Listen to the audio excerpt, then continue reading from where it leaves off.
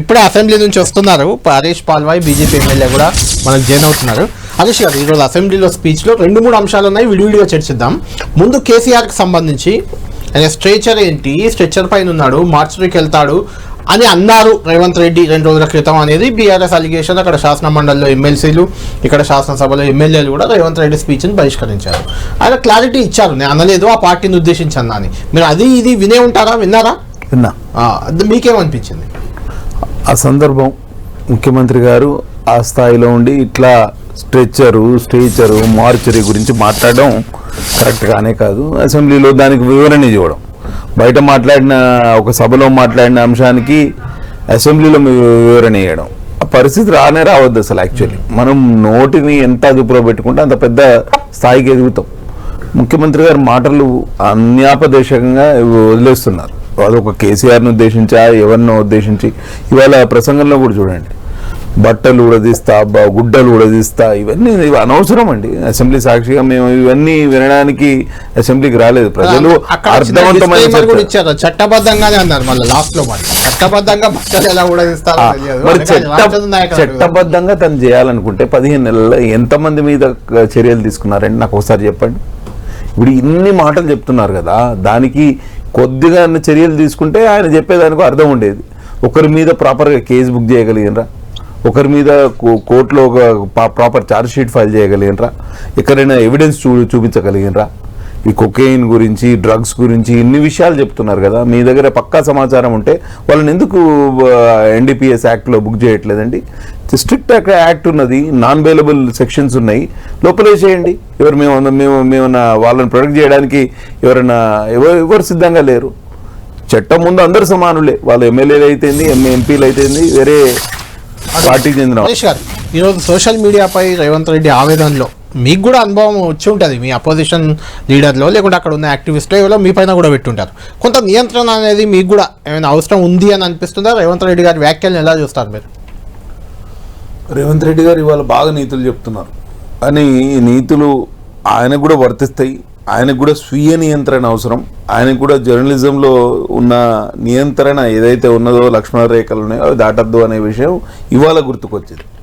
ఈయన పార్లమెంట్ ఎన్నికల సందర్భంగా అదే వాళ్ళ డేటా అనలిటిక్స్ టీం వాళ్ళు ఒక మన అమిత్ షా గారిది ఒక మాఫ్డ్ వీడియో తయారు చేశారు. దాని మీద కేసు కూడా పెట్టినట్టున్నారు. ఎంత దారుణం అంటే, ఆయన మాట్లాడింది ఒకటి, దాన్ని అసందర్భంగా తీసుకొచ్చి అవి 2 మిక్స్ చేసి ఎలక్షన్లో ఆ వీడియోని బాగా వైరల్ చేసి సర్క్యులేట్ చేసి దాని ద్వారా లబ్ధి కూడా పొందారు. దానివల్ల మా పార్టీకి డ్యామేజ్ కూడా జరిగింది, కాంగ్రెస్కు కొంత లాభం కూడా జరిగింది. మరి ఇవన్నీ ముఖ్యమంత్రి గారు మర్చిపోతే ఎట్లా?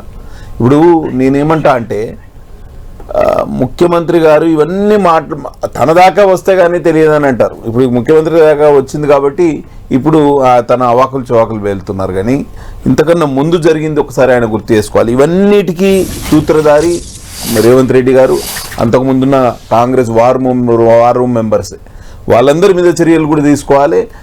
సరే, దీని మీద అర్థవంతమైన చర్చ జరగాలి, డిబేట్ జరగాలి అనే దాని మీద మేము కూడా ఉన్నాం. రాజకీయాల్లో మీరు 1,50,000 కోట్లు చేసినామని మీరే చెప్తున్నారు కాబట్టి ప్రతి ఏడాది మిగిలిన 3 ఏళ్ళు 4 ఏళ్ళు మీరు అధికారంలో ఉండే సమయం కూడా ఇట్లనే 1,50,000 కోట్లు, ఇంకా అది పెరగచ్చు కూడా, 2 లక్షల కోట్లు కూడా కావచ్చు. ఇట్లా అప్పులు చేసుకుంటూ పోతే 5 ఏళ్లలో అప్పులు 10 లక్షల కోట్లు అయ్యే అవకాశం ఉంది కొత్తగా. తప్పకుండా దాన్ని నివారించడానికి మన హైదరాబాద్ ఇన్కమ్ ఇంకా పెంచే దాంట్లోనే దావోస్ నుండి కొన్ని పరిశ్రమలు తేవడం, అదేవిధంగా భూములలో ఇంకా మనం విలువలు పెంచడం, కొన్ని ఆర్థిక సంస్కరణలు తేవాల్సిన ఆవశ్యకత ప్రభుత్వం మీద ఉంది. ప్రభుత్వం తప్పకుండా దాని మీద పరిశీలిస్తుంది. ఫైనల్గా హరీష్ గారు మీరు చెప్పండి, ఫైనల్గా ఇప్పుడు అప్పుల విషయంలో 1,50,000 కోట్లు గత అప్పులు వడ్డీలకే కట్టాం, అందుకే అప్పు చేయాల్సి వచ్చిందని చెప్తున్నారు. ఇట్లా చేసుకుంటూ పోతే కేంద్రం నుంచి సహకారం ఉంది అని రేవంత్ రెడ్డి గారు ఒకసారి అంటారు, లేదు అని వాళ్ళ నాయకులు చెప్తుంటారు. కేంద్రం నుంచి ఏమన్నా తెచ్చి రాష్ట్రాన్ని ఆదుకుంటారా మీరు? కేంద్రం ఒకవేళ కేంద్ర ప్రభుత్వం, నరేంద్ర మోడీ ప్రభుత్వం గిట్ట సహకరించకపోతే ఈ రాష్ట్ర ప్రభుత్వం ఒక్కరోజు కూడా మనుగడ సాధించలేదు.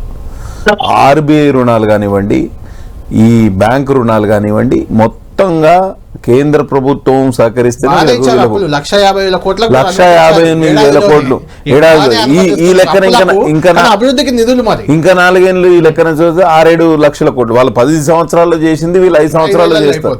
అవును. కాబట్టి ఈ రాష్ట్రం ఆయన సగం దివాలా తీయించండి, పూర్తిగా దివాలా తీయిస్తున్నారు. కాబట్టి దీనికి సొల్యూషన్ డబుల్ ఇంజన్ సర్కారే అంటారా? కేవలం డబుల్ ఇంజన్ సర్కారే. కానీ టాప్ 20 స్టేట్స్ లో బీజేపీ గవర్నమెంట్స్ ఉన్నాయి. 100 కోట్ల అప్పులు ఉంది, 150 కోట్ల అప్పు కేంద్రానికి ఉంది. ఇంకెక్కడ వందలు ఉన్నారండి? ఒకటే conclude లేకపోతే. కళ్యాణ్ గారు, నేను రాష్ట్ర ప్రజలకి మీ ఛానల్ ద్వారా చెప్పేది ఏంటంటే, ఈ రాష్ట్రం అప్పుల ఊబిలో కూరుకుపోయింది, దివాలా తీసింది. దీన్ని అందరూ యాక్సెప్ట్ చేయాలి. దేశాన్ని ఎంత చెప్పురు అదే figure చెప్పు. దివాలా తీసింది 180 లక్షల కోట్లు. ఈ దివాలా తీసిన రాష్ట్ర ప్రభుత్వం రాష్ట్రాన్ని ఆదుకోవాలంటే, అమెరికా అగ్రరాజ్యం హైయెస్ట్ గా ఉంది. రాష్ట్రాన్ని ఆదుకోవాలంటే కేవలం డబుల్ ఇంజన్ సర్కారే శరణ్యం. Thank you Harish.